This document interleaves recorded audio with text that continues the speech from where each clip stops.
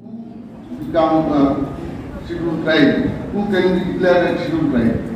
Government is following this criteria. But if the Uniform Civil Code is applied, then what will happen? Just to go through the Constitution, from Article 12 to Article 35 deals with fundamental rights, and Article 36 to Article 52 deals with the directive principle of state policies. And Article 37 says that directive principles are not mandatory. Any article which are within directive principle of state policy cannot be imposed on the article which are dealing with fundamental rights. Now you see what we have found here. Article 44, which is dealing with Uniform Civil Code, government is in all-out effort to impose it in country like India, which has multi-cultural people. India is such a country which has the largest tribal population in the world. Africa is in second position. So we can call India as a tribal country, but they are trying to convert it into a Hindu country. So we must follow, we must know our position. Who is the Adivasis of India? What is our stand? What should be our stand? So, first of all, I convey my gratitude, convey my message to Dhanji, what he has proposed. Let us go for nationwide strike. And I think it is better to go for rail ropo than road blockade. These two is sufficient. That if we call on, then this may go against our people, because public impression may contradict our movement. But if we go for road blockade program and rail ropo in all the tribal dominated states, then government will get the message.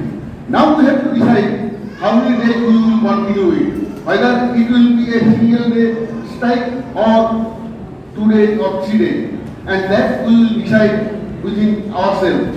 And I think it is better to discuss with all the representatives of organizations, because unless you formulate your way of movement, your movement cannot be succeeded. So first of all, we have to formulate the line of action, and we have to select the persons who will lead the respective states.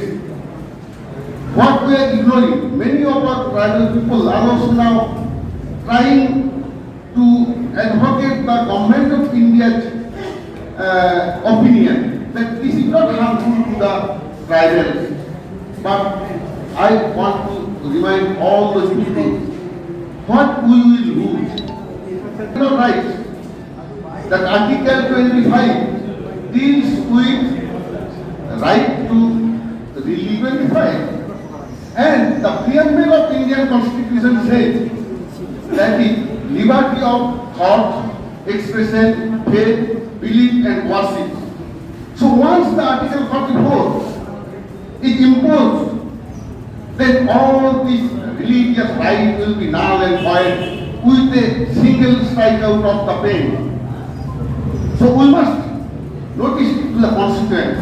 Unless we are aware of the fact, unless we understand the consequence of the imposition of this Uniform Civil Code, then we cannot protect ourselves.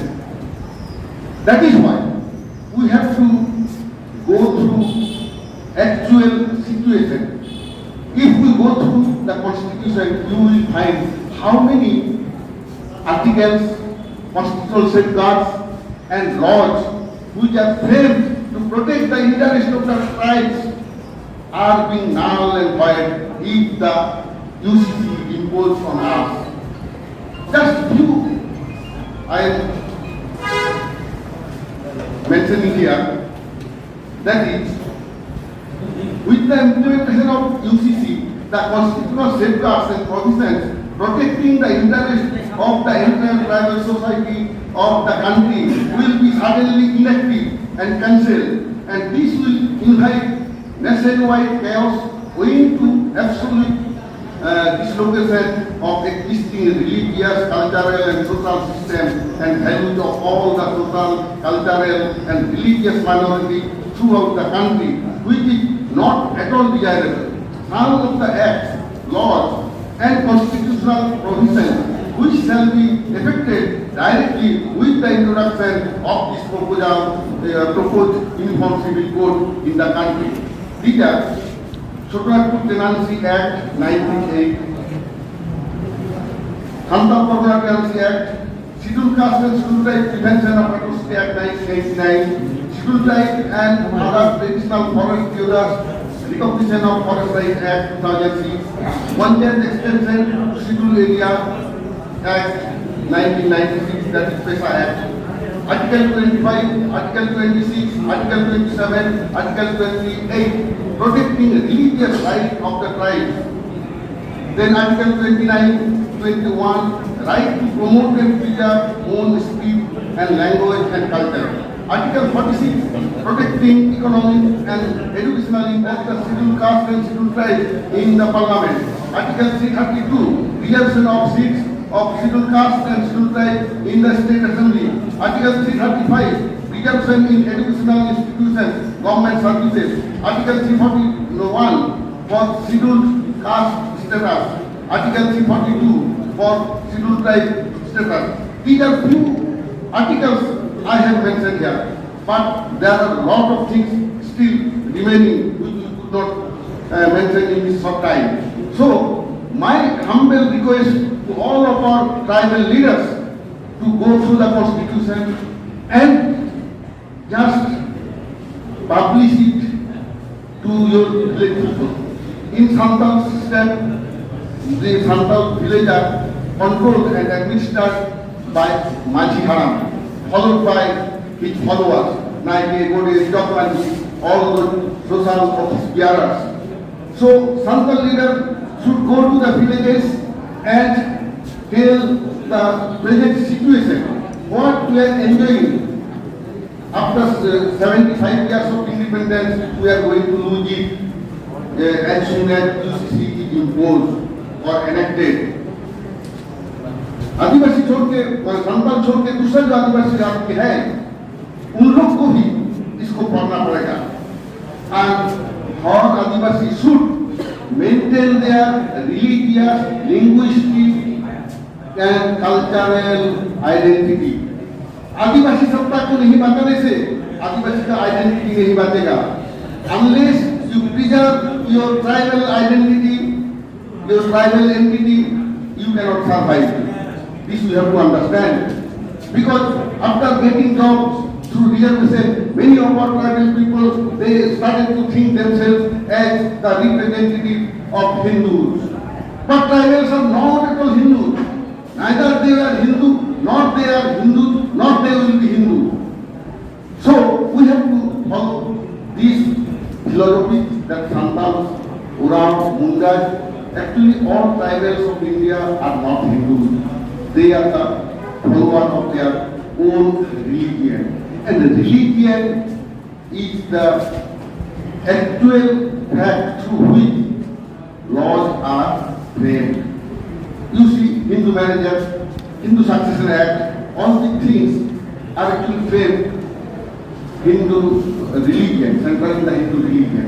So all the tribal people, we have lot of rituals, customs, customary laws, all the things will be further discussed. Let us talk out our next course of action, our way of struggle and state-wide